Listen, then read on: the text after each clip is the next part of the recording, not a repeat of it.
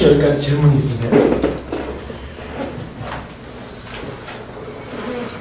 그 댄스 크램블로 아까 그 동그랗게 작업을 할 때 동시에 나오는 건지 아니면 동시가 아니고 우리가 이제 어떤 스크램블링을 하는 거니까 여기서 이게 랜덤하게 막 그러니까 아까 뭐 시채널이다 그럼 걔가 하는 제너레이터가 막 랜덤하게 주는 펄스를 그 시퀀스가 정해져 있죠. 그 간격이 정해져 있고. 근데 그거 자체에 어떤 게 가장 옵티멀한 파라미터냐 이런 것들에 대해서는 아직 스타디가 자세하게 안 돼 있어요. 그냥 그 인벤터가 그 인투이션에 근거해서 그걸 특허를 걸고 그러니까 그 특허를 회피하기 위해서라도 이게 파라메트릭 스타디를 좀 해가지고 이거보다 지금 이거보다 이거 훨씬 유용하다 뭐 이런 거를 이제 발견을 찾아내야 돼요. 그게 이제 연구가 필요한 거예요. 부위는 통증 말고 다른 것들은 어떻게? 그 대표적인 다른 예는 뭐 가려움증 이런 거에서도 효과가 있다고 우리 국내 어떤 연구자가 작년에 보고한 아토피 그렇죠. 가려움, 예, 그렇죠. 프로라이투스. 저는 그냥 생각인데요. PTSD를 좀 이렇게 가상에서 좀 치료할 수 없는 MTV도 많고 그런데 실질적으로 그렇죠.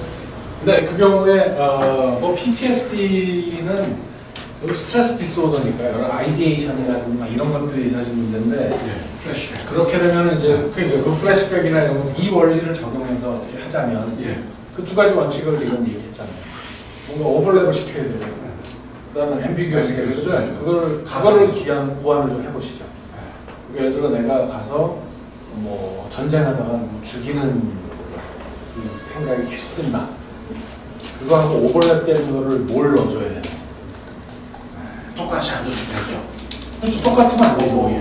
그렇죠. 뱀이나 뭐. 그렇지. 그때마다 뭔가 다른 거를 넣어줘야지. 예. 그러니까 비슷한 그것도 반응이 일어나게. 그 다음에 문제는 이게 뱀이다 이게 너무 명확해도 작전이야. 그 앰비규어스해. 그런 걸 어떻게 해? 그러니까 도깨비 이렇게 헛소리내 이상한 거 막 이런 걸 하고 이게 도깨비일 수도 있고 개인일 수도 있고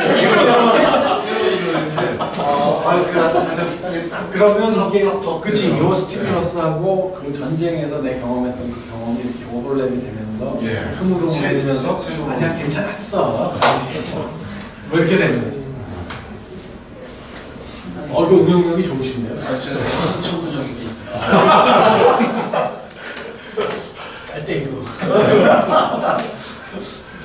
그래서 나머지 한 뭐 5분 내지 10분 정도는 이제 슬립 관련한 얘기를 좀 하려고 해요. 제가 이제 슬립 관련해서는 뭐 여러 가지 이제 그 이유가 있었는데 이 연구에 이제 관심이 있었다는 그 에너지 메타볼리즘이 굉장히 중요하죠. 브레인은. 그래서 제가 이제 전공이 행동신경학이라고 그랬는데 거기서 이제 주로 문제가 되는 거는 그 결국 다만가지를 치매고 그렇지 않으면 이제 포칼한 아트로피가 이제 디제너레이션이 되거나 혹은 티슈 데미지, 이스케미아를 겪거나 이러면 문제가 생기는 거 아닙니까? 근데 우리 뉴럴로지에서는 그 기전이 뭐 한 10대까지 돼요. 뉴로패틱, 뉴로제네릭 메커니즘이 디마일리네이션, 톡식, 엔도크라인. 근데 그 중에 그 10대까지 되는 메커니즘 중에 제일 중요한 건 두 가지. 가장 흔한 건. 첫 번째는 뉴로 디제너레이션, 또 하나는 이스케믹 인설트. 근데 이 두 가지가 기본적인 메커니즘으로 보면 결국 블러드 서플라이 마이크로 서큘레이션 프로블럼 하고 에너지 메타볼리즘의 미스매치 때문에 일어나는 결국. 뉴로 디제너레이션도 지금 대부분 이제 가설들이 조금 많이 바뀌었어요. 그러니까 에너지 서플라이 혹은 에너지라고 하는 게 옥시전하고 글루코스죠 주로. 그러니까 블러드 서플라이. 근데 이 옥시전 서플라이 메커니즘하고 글루코스 서플라이 메커니즘이 또 좀 달라요. 근데 이런 걸 이제 얘기하면 이건 또 다른 매체가 되기 때문에 이제 마이크로 서큘레이션 그거하고 브레인 뉴런은 각 에너지를 많이 사용하기 때문에 주로 그 에너지 메타볼리즘에 관련한 이 컨트롤 메커니즘이 굉장히 잘 발달되어 있습니다. 그 세포 속에. 이것도 역시 우리 이제 옛 본과 1학년 때 다들 배웠던 자 TCA 사이클 한번 그러니까 이제 옥시다티브 포스포릴레이션, 아슬아슬, 뭐 일렉트론 트랜스퍼 체인, 혹은 글라이콜라이시스, 뭐 이런 요즘 제가 그런 거 공부한다니까요. 근데 아무튼 그런 뉴런의 에너지 메타볼리즘 사이트하고 그거에 대한 서플라이, 경참, 마이크로 서큘레이션 사이트, 이 두 가지가 브레인 헬스의 가장 중요한 이제 두 가지 축인데, 그 중에서 이 에너지 메타볼리즘의 리플레니션, 낮에 동안 사는 동안 항상 에너지를 쓰잖아요. 계속. 그러다가 잠잘 때는 그 리플레니션. 그래서 이 뉴런들이 디제너레이션에 빠지거나 혹은 이스케미아에 빠지거나, 그 이스케미아는 주로 크로닉 이스케미아를 얘기하죠. 스트로크니까. 스트로크는 뭐 그거 말이고, 크로닉 이스케믹 스테이트에서 계속 있게 되는 경우에 뉴런들이 죽게 되고, 혹은 뉴런이 죽으면서 또 옆에 있는 애들도 또 이스케믹 스테이트에 빠뜨리고, 뭐 이런 이제 사이클이 돌거든요. 근데 그런 거에 관련해서 가장 그거를 재활시킬 수 있는 방법은 잠을 잘 자는 거다라는 거죠. 그러니까 뉴로널 헬스의 슬립이라고 하는 게 두 가지 의미가 있어요. 첫 번째는 지금 얘기한 메모리, 에너지와 이런 서플라이, 에너지 디맨드 앤 서플라이 사이 메커니즘을 다시 원상복귀시키는 거예요. 두 번째는 아까 좀 전에 얘기했던 뉴로플라스티시티를 더 강화시키는 거예요. 그래서 슬립 전체로 보면 전반기에는 주로 에너지 리스토레이션이 중요하고, 후반부에 가면 이 뉴로플라스티시티를 통해서 커넥티비티를 건강하게 만드는 게 중요한 역할이에요. 내가 보는 견지에서 수면은 이런 두 가지 역할을 해요. 근데 잘 생각해 보시면 우리 슬립 스테이지가 있잖아요. 주로 전반기에는 어떤 슬립이지? 슬로우 웨이브 슬립. 그러니까 후반기 렘 슬립. 그러니까 이 두 가지 슬로우 웨이브 슬립과 렘 슬립이 가진 피지올로지컬한 롤이 서로 다른 거라고 볼 수 있어요. 그래서 이거를 요새 그 실험을 고안을 하고 요새 아주 노력을 하고 있는데 아직 좋은 아이디어를 발견 못했어요. 여러분들이 그런 아이디어를 나한테 좀 주면 아주 감사히 받겠는데, 자, 우리 슬립 데프리베이션도 렘 슬립 데프리베이션하고 슬로우 웨이브 슬립 데프리베이션을 구별해서 데프리베이션 시키는 방법을 찾을 수 있으면 참 좋을 거예요. 어떻게? 렘 슬립 데프리베이션은 비교적 쉬워요. 그냥 슬립 타임만 줄이면 돼. 그럼 되게 슬립 전반부의 리스토레이션 페이지를 몰아서 하고, 근데 슬립 타임만 줄이면, 근데 슬로우 웨이브 슬립만 줄이는 방법.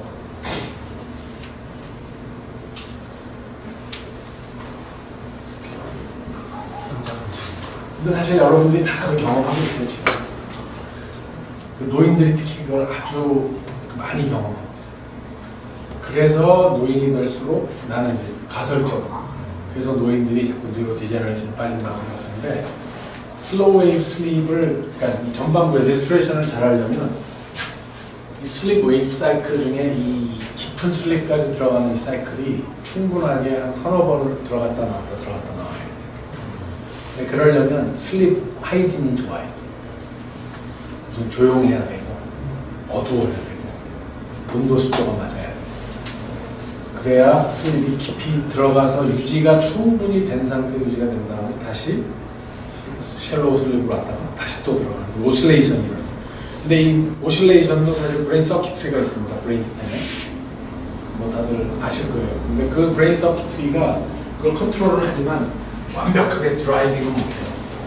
그걸 하려면 어떤 신체 전체 환경이 제대로 조건이 맞아줘야 중간에 자꾸 깨잖아요. 깊이 못 들어가잖아요. 근데 이걸 깊이 자게 하는 방법 중에 가장 좋은 방법으로 추정되는 거는 낮에 피지컬 액티비티를 많이 시키는 거예요. 그러면 피곤해지니까 뇌에 아데노신이 올라가고 글라이코겐이 줄어듭니다. 그래서 이게 깊이 들어가는 드라이브가 생겨요.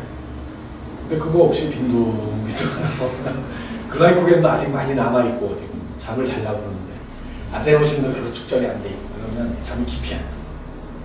그래서 아무튼 뭐 그런 이제 얘기인데요. 이 페이퍼는 뭐냐면 이게 나온 게 2015년인데 그 알츠하이머병 환자들에서 그 메커니즘을 우리가 쭉 분석을 해봤더니 이 메커니즘의 가장 중요한 이 코잘리티가 이렇게 된다는 거예요. A베타가 어큐뮬레이션 되면 그게 슬로우 웨이브 슬립을 억제를 하고 그게 히포캠퍼스 액티비티를 낮추고 그러면 메모리 문제가 생긴다. 그러니까 중간에 슬로우 웨이브 슬립이 굉장히 중요한 코잘 링크다. 라고 하는 걸 이 논문에서 밝혔어요. 뭐 이거는 아까 얘기한 거 뭐 일맥상통하는 얘기인데 조금 뭐 더 정확한 과학적인 데이터이기 때문에 설명을 하는 거고 우리가 브레인 헬스 중에 이런 뉴럴 인테그리티 이런 것들을 유지하는 데 있어서 슬로우 웨이브 슬립이 굉장히 중요하다는 거죠. 그래서 슬로우 웨이브 그전에는 옛날에 램 슬립만 사람들이 중요하다고 생각했어요. 특히 메모리 펑션에 관해서. 그런데 사실 메모리 펑션이 제대로 되려면 브레인 전체가 에너지 리스토레이션이 잘 돼야 되고 그것 때문에 이 히포캠펄 액티비티가 영향을 받는 거예요. 램 슬립이 아니라 이 슬로우 웨이브 슬립을 위해서도 히포캠펄 펑션이 영향을 받는다는 거예요.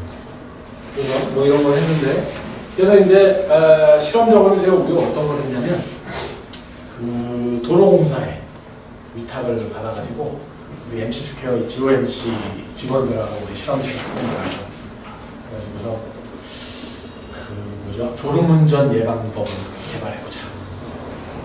근데 이제 졸음운전을 하지 않으려면 뭘 해야 됩니까? 허벅지를 꼬집어야 돼요. 아니면 뭐 눈꺼풀 사이에 막대기를 세우자든지. 근데 그런 건 다 효과가 없어요. 자야 돼. 근데 이제 쉼터가 있잖아요. 저기 고속도로에. 근데 여러분 왜 거기를 이용 안 하죠? 들어가면 잠은 못 자고 시간만 더 나올 것 같으니까. 근데 들어가서 100% 잘 수 있다 내가. 그러면 아마 웬만한 운전자들은 가서 서서 자기도 리스크하는 거 아니까.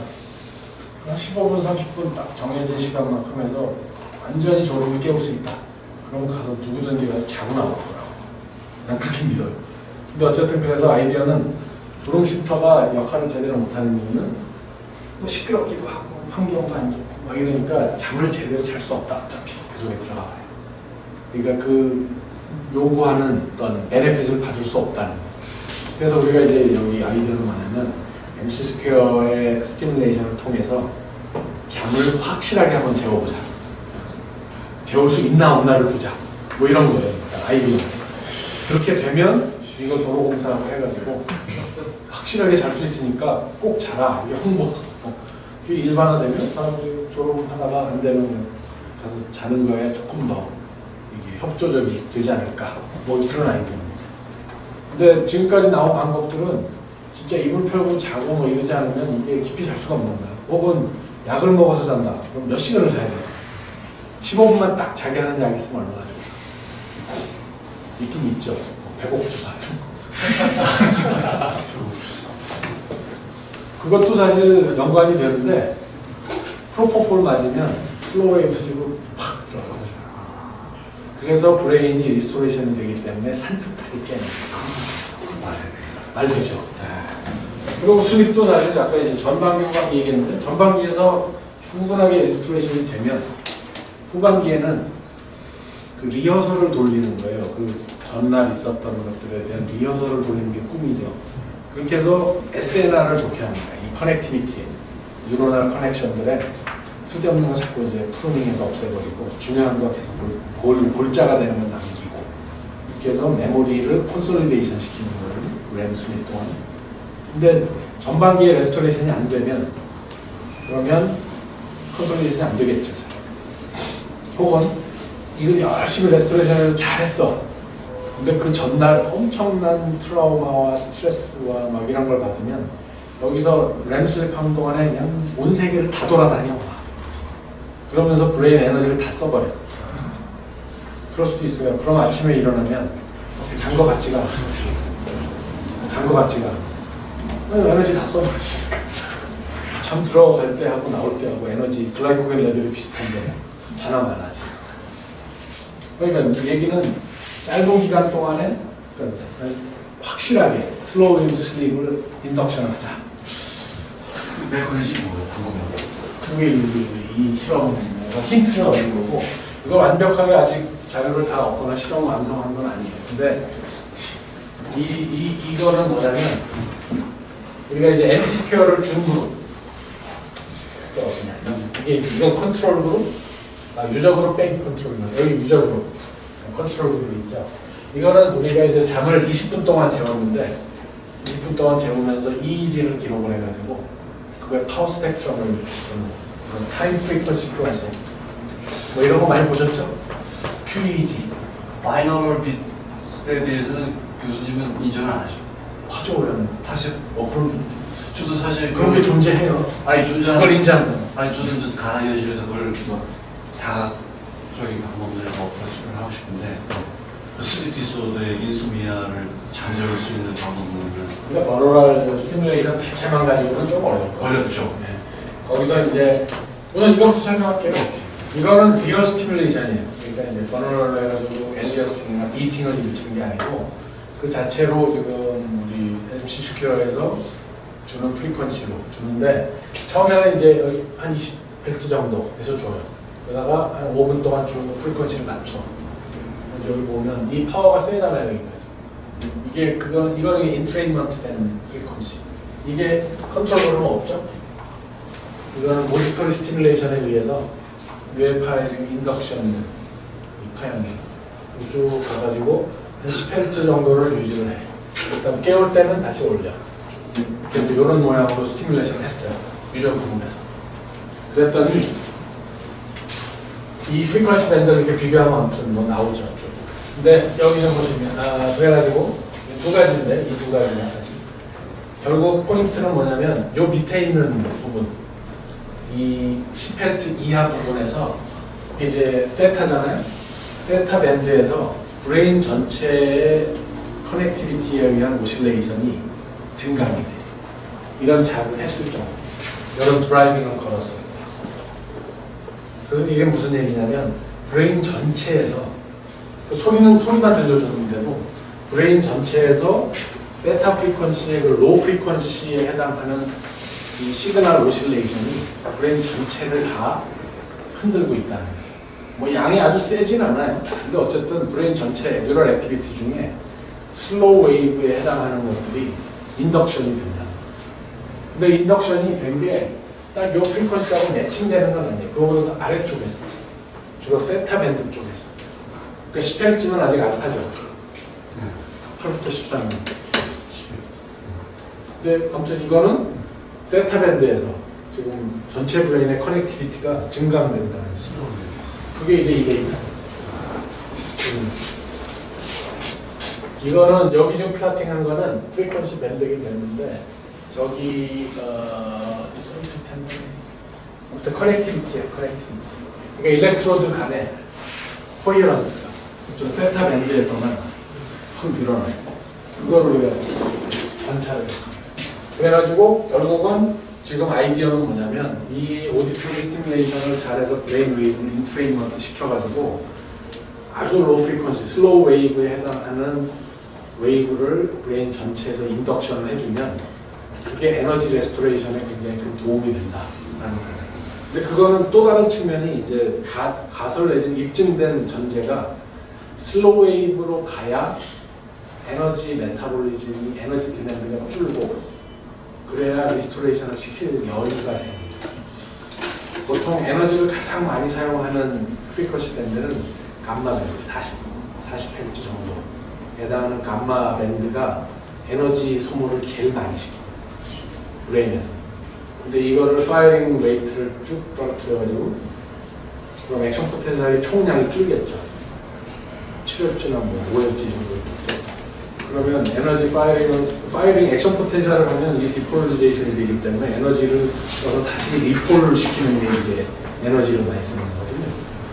그러니까 프리퀀시를 좀 낮춘 상태에서 오래 유지를 하면 어차피 혈액 공급은 유지가 계속 되고 있는 거고 그럼 브레인 뉴런 각각의 입장에서 보면 에너지를 다시 축적할 여유가 생깁니다.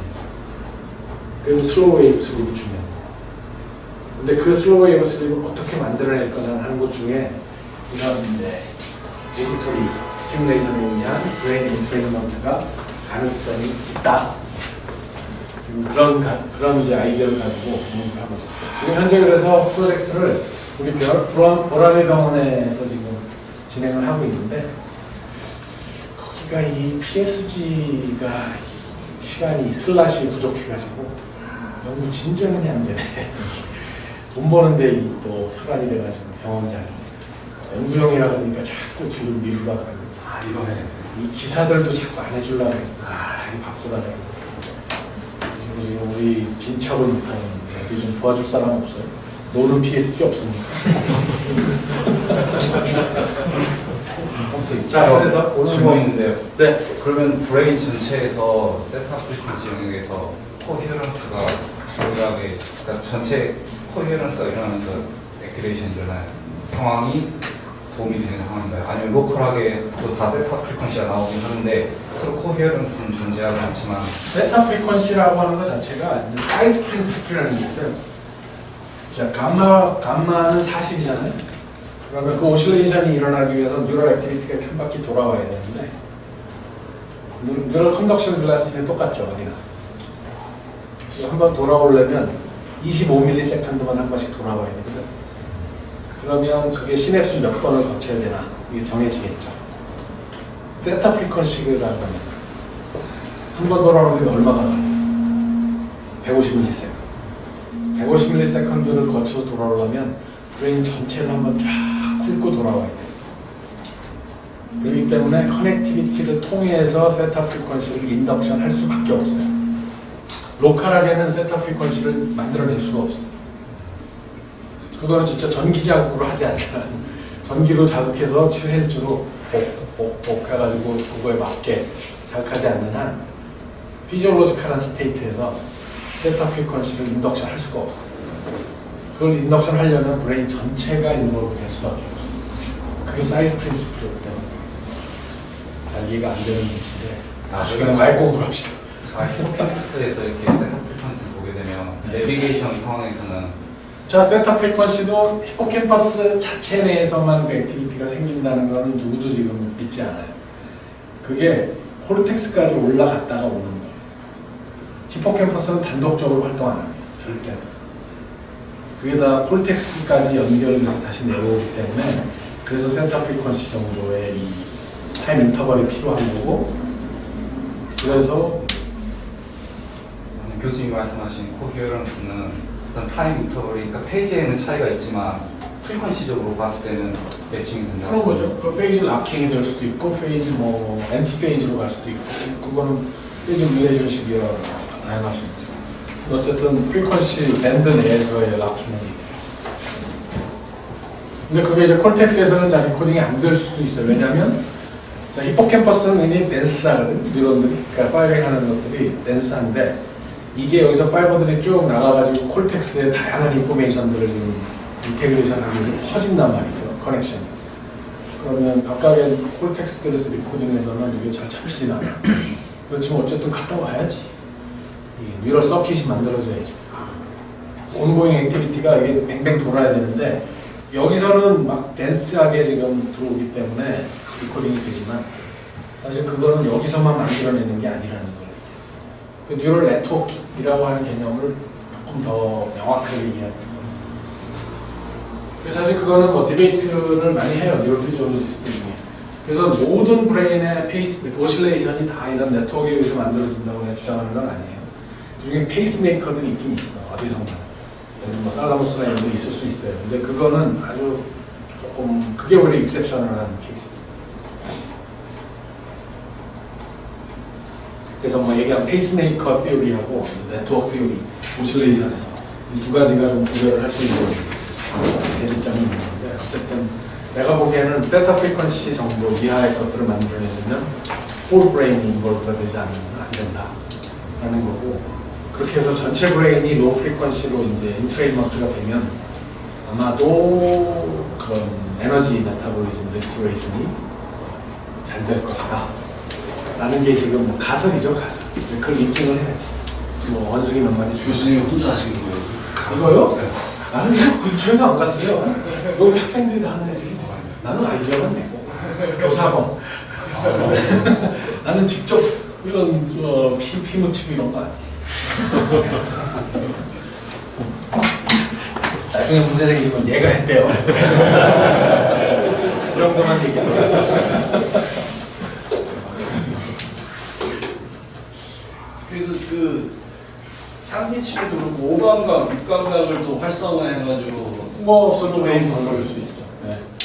그래서 오히려 사실 이제 최근에 우리가 그 어플라이를 해가지고 이제 시작한 연구가 있는데 인류가 연구소에서 서울대학교, 서울대병원 연구소, 인류가 연구소, 그다음에 가천의대, MRI 연구센터 5년 동안 꽤 많은 이제 큰 펀드를 우리가 받아가는 연구를 시작을 했는데 그게 감각 통합, 이제 인지 회로, 신경 회로 연구. 근데 거기에 사실 그런 비슷한 아이디어들을 지금 많이 넣고 있어요. 오늘 얘기한 여러 가지 내용들 중에 여러 가지 그 조각들이 그 프로젝트에 지금 들어가서 가설을 만드는 거에서 하고 있는데 거기에 이제 아이디어가 오감각뿐만 아니고 오감각이 뭐죠? 시청, 촉, 이 질감, 사실 우리가 더 관심 있는 거는 그 아까 얘기한 이제 코로너리 디스차지 모터 커맨드가 나갈 때 그 모터 커맨드에서 프리딕션 시그널이 나가 이게 전체 브레인에서 그 뉴럴 센소리 피드백 들어오는 걸 인테그레이션하는 역할을 해요. 그러니까 이게 굉장히 파워풀한 시그널인데 그거는 인네이트 시그널이죠. 외부에서 들어오는 게 아니고. 근데 브레인은 외부에서 들어오는 정보와 내부에서 제너레이션한 시그널이 서로 인터랙션하는 게 아주 잘 발달되어 있는 기관이거든요. 그래서 그 내부, 그래서 이프런스 카피라고도 하고, 뭐 코로너리 디스차지라고도 하고, 뭐 그런 이제 시그널이 브레인 내에서 만들어지는 걸 우리가 기록할 수 있거든요. 이제 그거를 인위적으로 만들 수도 있고, 오토 코맨드가 나가면 항상 그거 만들어지는 거거든요. 근데 그거를 이용해서 저희 모터 센서리 인테그레이션을 시키는 그렇게 하면 이게 진짜 그 전체 브레인에서 아주 로우 프리퀀시, 슬로우 웨이브를 만들 수 있지 않을까. 뭐 그런 아이디어를 갖고 있어요. 근데 후각이나 이런 거 가지고는 아직 모르겠어요. 내가 알고 있는 연구 방법론으로는 그렇게 매니플레이션이 쉽지도 않고 자극이 이렇게 아주 뚜렷하게 잘 나오는 것 같지는 않아요. 네. 질문이 하나 있습니다. 그 아까 그 아데노신이나 이런 에너지 대사 관련해서 사실은 이런 방법 말고 간단하게 이건 내 거 아닌데. 의도치 않게 했더니 의도치 않게 와이프한테 얘기하지 마세요. 그 슬립 중에 그 에너지가 좀 더 회복이 빨리 될 수 있게 사실 고농도 산소라든지 그런 것들이 더 효과적인 산소, 네, 자, 수 있지 우선 않습니까? 산소와 네. 포도당은 네. 둘 다 높다고 좋은 게 아니에요. 많다고 좋은 게 아니에요. 절대로. 너무 많으면 산화 스트레스가 생기고 글라이케이션 인저리가 생겨요. 그래서 브레인은 마이크로 서큘레이션 얘기할 때 두 가지 컨트롤 메커니즘이 서로 다르다 뭐 이런 얘기 했잖아요. 그걸 아주 델리킷하게 컨트롤합니다. 적정 놓은 거예요. 너무 떨어져도 안 되고 너무 높아도 안 되고 둘 다. 포도당이 떨어지면 물론 저혈당인데 고혈당이 되면 당뇨예요. 그러면 여기 카라멜 생겨 브레인 전체가. 그게 소위 글라이케이션 인저리예요. 그것도 중요한 뉴로 디제너레이션의 원인 중에서 산소도 마찬가지예요. 산소도 스트로크 생기거나 이럴 때 이스케미아에 빠졌다가 이제 다시 회복이 될 때 리퍼피전 인저리 때문에 ROS 리액티브 액션 스피시스가 막 생기면서 그것 때문에 데미지 막 많다고 좀.